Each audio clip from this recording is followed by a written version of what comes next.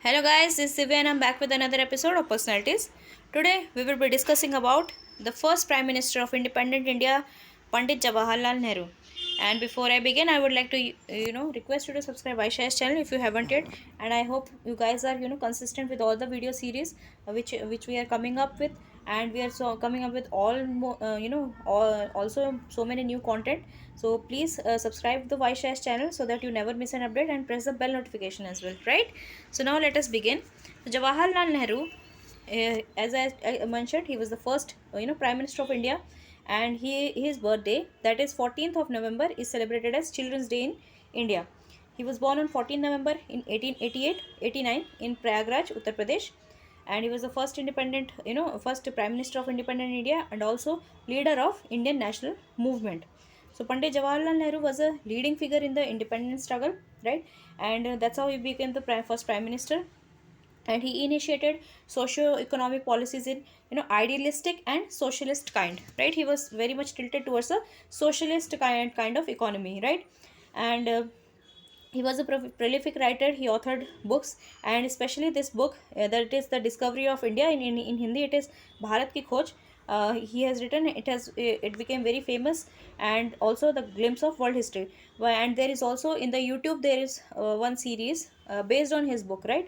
You can watch that. It gives a idea about how the Indian history, how was Indian history.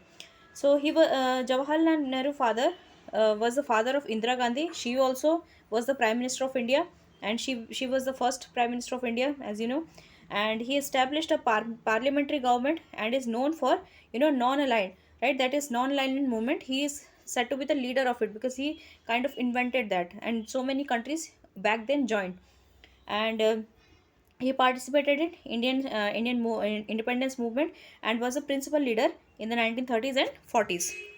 So now let us know more about his early life, family, and education. So he was born in Kashmiri Hindu family. His father was Motilal Nehru, about which also we have done a episode on personalities. You can watch that, about Motilal Nehru. So Motilal Nehru was a renowned lawyer, and he was the leader of Indian national movement. He was also a leader, and he also became one of the prominent associates of Mahatma Gandhi. So during the independence struggle, you can see Mahatma Gandhi ji and Jawaharlal Nehru together. So Jawaharlal Nehru was the eldest son of Motilal Nehru. Out of the four children, he completed his early education at the age of 14 under the home private tutors, and at the age of 15 he went to England at Harrow School. And after 2 years, he went to Trinity College in Cambridge, that is in England, and he earned an honours degree in natural sciences. And then at the Inner Temple, London, he completed his studies for a barrister. So he became a lawyer. And then he spent years in England, but he was very confused, and he always wanted to come back to India. And he had written that I have become a queer mix of East and West, out of place everywhere, a home nowhere. So after that he returned to India, and in the year 1912, and he had an interest in the struggle of all nations who suffered under the foreign domination, including India. In 1916 he married Kamala Kaul, who later on became Kamala Nehru, and he settled in Delhi. And in 1917 his daughter Indira Gandhi, that is Indira Priyadarshini, was born. Then his political journey, he attended Bankipur Congress as a delegate in the year 1912, and in year 1919 he became the secretary of the Home Rule League in Allahabad, that is Prayagraj. In 1916 he first met first time he met Mahatma Gandhi, and he was immensely inspired by him.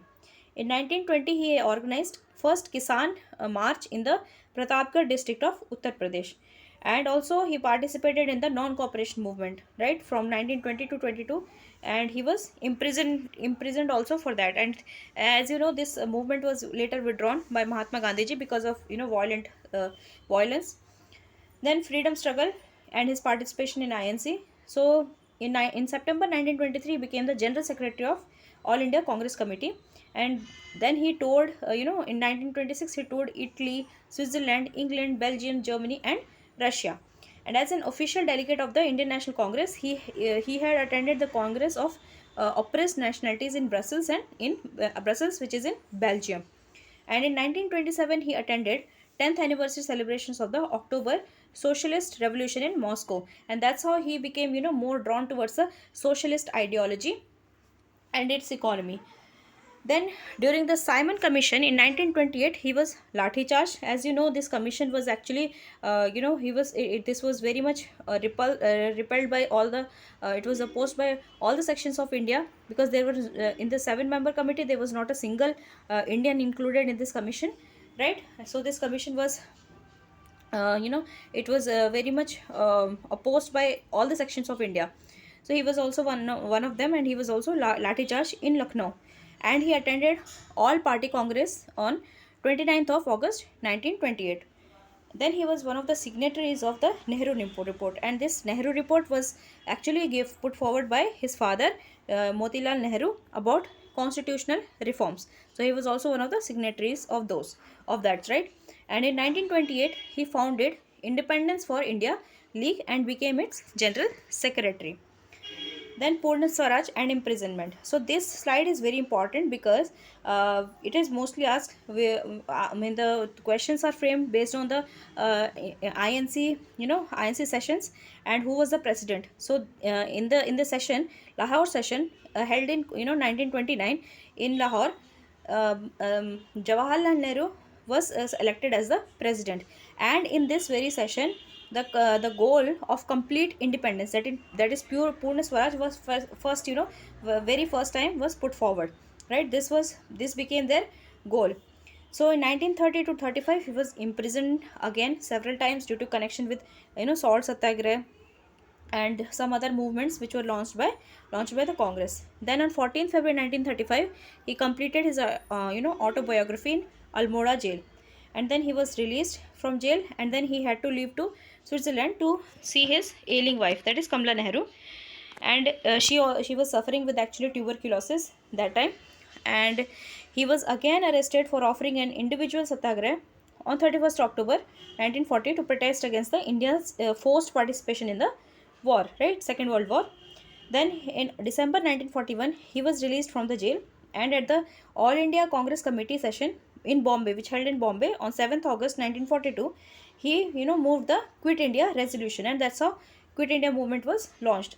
So he was arrested, and date is also very important. Do write the date, exact date of the Quit India movement, right? That is very important. Is it 8th or 9th of August, right? So he was arrested with other leaders on 8th of August 1942 and was taken to Ahmednagar fort, and this was the longest and his last detention. Then he was released from jail in January 1949, and he organized a legal defense for the officers and men, who were charged with treason of INA, that is Indian National Movement, International Army, which was formed by Netaji Subhash Chandra Bose. So INA trials were going on, and he was also involved with preparing a defense for those, because they were also fighting for the independence of India. So in July 1946, for the fourth time, he was elected the president of Congress, and again for other 3 terms, that is from 1951 to 1954. So in this way, he became the first prime minister of independent India, and he was the first prime minister to hoist the national flag and make his iconic speech. This speech is called Tryst with Destiny, and you should at least listen to this once, from the ramparts of the Lal Killa, that is Red Fort in New Delhi. Then his major works after he became, Prime Minister of India. So he imparted modern values and thought. He insisted on the secular and liberalist approach, and he focused on the basic unity of India. He advocated democratic socialism, right? Socialism, remember this, and encouraged India's, industrialization by implementing the first 5-year plans in 1951. So this model was also socialist model, the planning, which has now been abolished, of course, and Niti Aayog has taken its place. So he promoted scientific and technological advancement by establishing higher learning, and also many institutes were formed that time, like AIMS and IITs, right? And also he instituted various social reforms like free public education, free meals for Indian children, then legal rights for women, including the ability to inherit property, then their right to, women's right to divorce their husbands, and also laws to prohibit discrimination based on caste, etc. So then his death on 27th May 1964, he died due to heart attack, and he was cremated at the Shantivan, right? This is also important, Shantivan, on the banks of Yamuna River in Delhi. So with this, we have come and end to this episode. Hope you guys have liked it, and if you did, please like the video, share these videos as much as you can, and do watch all the videos, all the episodes which are available freely in YouTube. Right now, we'll wind up and we'll meet in the next one. Thank you.